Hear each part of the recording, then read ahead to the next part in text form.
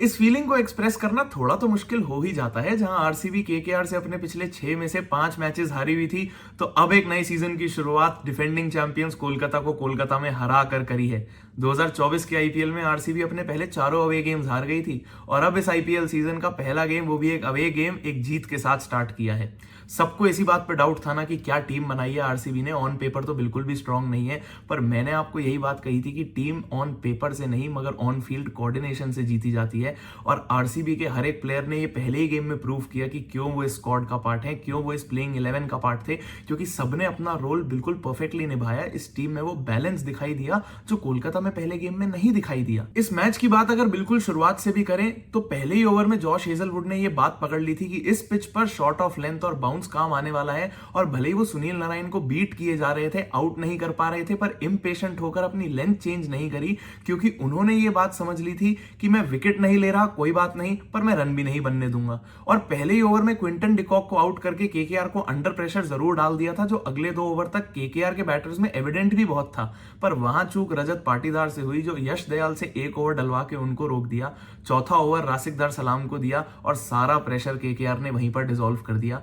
जो पहले 3 ओवर में केकेआर के सिर्फ 9 रन थे, एक विकेट भी गिरी हुई थी, अगले 3 ओवर में 51 रन बनाए और पावर प्ले 60 रन के साथ फिनिश किया। अब इतने स्ट्रॉन्ग स्टार्ट के बाद भी, अजिंक्य रहाणे के इतने एफर्ट्स के बाद भी, ऐसा लगा जैसे केकेआर के बाकी सारे बैटर्स ने अपने आप से रिस्पॉन्सिबिलिटी हटा के रन बनाने की पूरी रिस्पॉन्सिबिलिटी सिर्फ एक दूसरे में ही बांट रखी है। क्योंकि कोई भी बैटर ऐसा लगा ही नहीं कि खुद रन बनाने की मोटिव से आया है। सबको ऐसा लगा कि मैं नहीं कर रहा तो कोई बात नहीं, शायद दूसरा बंदा रन बना देगा, इतने रन तो ऑलरेडी हो गए हैं। क्योंकि पहले 10 ओवर में आपके 107 रन है और विकेट सिर्फ 2 गिरी हुई हैं। पर अगर आप अगले 10 ओवर में सिर्फ 67 रन मैनेज कर पाओगे तो मैच तो आप वहीं पर हार गए। इसलिए नहीं क्योंकि आपका 174 का टोटल कम है, टोटल तो वो भी फाइटिंग है, पर जब आप एक 10 ओवर के पैसेज तक सिर्फ सामने वाली टीम को सारे टर्म्स डिक्टेट करने देते हो, तो मोमेंटम तो सारा वैसे ही दूसरी टीम के पास चला गया है। केकेआर के बैटर्स की गलती जितनी भी हो, थोड़ा सा भी क्रेडिट कप्तान रजत पाटीदार के लिए कम नहीं होना चाहिए। क्योंकि भले ही बॉलिंग चेंजेस के लिए पावर प्ले में उनसे गलती हो गई हो, मगर पावर प्ले के बाद भी जब रन्स लीक हो रहे थे तो अपने मेन बॉलर्स को, उनकी एबिलिटीज को बैक करना,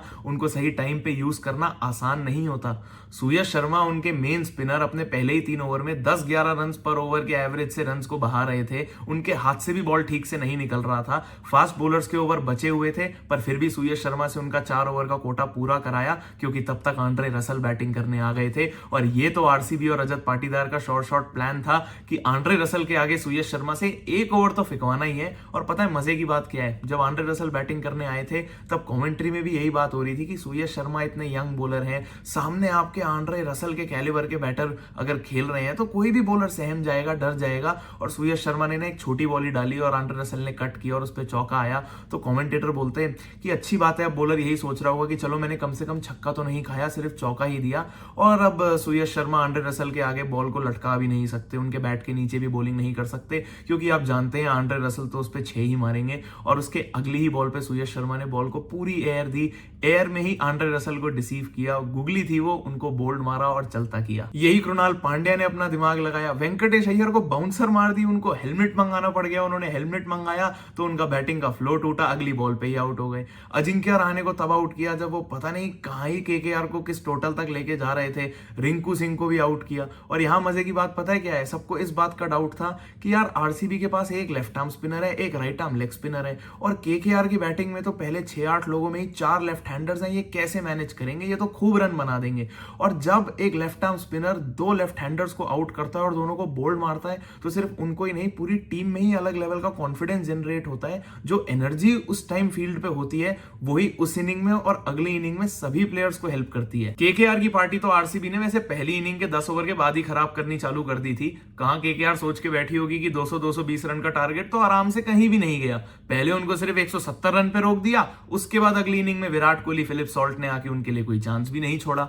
कोलकाता में स्टॉर्म आने की उम्मीद थी, ये तो हम सबको पता था, पर स्टॉर्म का नाम ही विराट कोहली और फिलिप सॉल्ट होने वाला है, ये तो किसी ने भी नहीं सोचा था।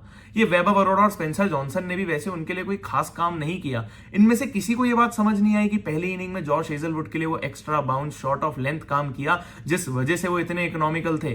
दोनों जॉनसन और वैभव अरोड़ा विराट कोहली और फिलिप सॉल्ट के बैट के नीचे बॉलिंग करनी चालू करी। दोनों इन स्विंग ज्यादा करते हैं और विराट कोहली और फिलिप सॉल्ट दोनों ही बॉटम हैंड डोमिनेंट प्लेयर्स हैं, तो उनके लिए मिड ऑन और मिड विकेट एक्सेस करना कोई बड़ी बात नहीं थी। हर्षित राणा जो जॉश हेजलवुड जैसा बाउंस जनरेट कर सकते थे और उनसे ज्यादा तेज भी कर सकते थे, उनको 6 ओवर तक एक ओवर नहीं डलवाया। 6 ओवर तक तो विराट कोहली और फिलिप सॉल्ट दोनों को ही क्रिकेट बॉल फुटबॉल नजर आ रही थी। 13वें ओवर में हर्षित राणा से दूसरा ओवर करवाया और उसके बाद तो जब बॉलिंग कराई तब तक तो रजत पाटीदार भी सेट थे, वो भी एक ओवर में 4 चौके इतना एफर्टलेसली मार रहे हैं जैसे कोई बात ही ना हो। आरसीबी अब बस अपने इस बैलेंस बैटिंग ऑर्डर में ज्यादा छेड़खानी ना करे, क्योंकि अगर विराट कोहली और फिलिप सॉल्ट आपको ऐसा डोमिनेटिंग स्टार्ट दे सकते हैं तो उसके बाद 3 नंबर पे देवदत्त पाटिकल आके अपना टाइम लेना, स्ट्राइक रोटेट करना भी अफोर्ड कर सकते हैं।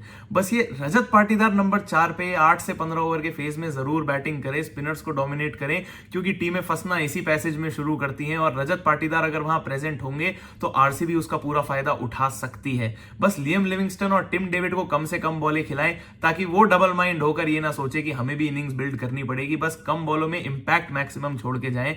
बस अपनी ये प्लेइंग 11 में किसी तरह अगर भुवनेश्वर कुमार को इंक्लूड कर सकते हैं तो जरूर कर लें। जहां तक बात केकेआर की है तो डिफेंडिंग चैंपियंस हैं, टीम में मैच विनर्स भरे हुए हैं, बाउंस बैक करना जरूर जानती है। बस प्रॉब्लम यह है कि जब लास्ट ईयर इतनी वन साइडेड डोमिनेशन दी थी तो सभी प्लेयर्स को अपने हाथ खोलने का मौका भी ठीक से नहीं मिला था। आप मानोगे आईपीएल 2024 में केकेआर ने जितने भी रन चेजेस करे थे, एक में भी आंड्रे रसल की बैटिंग नहीं आई थी। ऐसा इंपैक्ट ओपन करते हुए फिलिप सॉल्ट और सुनील नारायण का था, श्रेयस अय्यर का था, अंकुरिश रघुवंशी का था। और अब अगर रिंकू सिंह, आंड्रे रसल, रमनदीप सिंह इतना जल्दी एक्सपोज होंगे तो धीरे धीरे टीम में कंट्रीब्यूट करना भी शुरू करेंगे। वीडियो पसंद आई हो तो लाइक जरूर करना। इस गेम के बारे में अपने ऑनेस्ट ओपिनियंस कमेंट सेक्शन में जरूर बताना।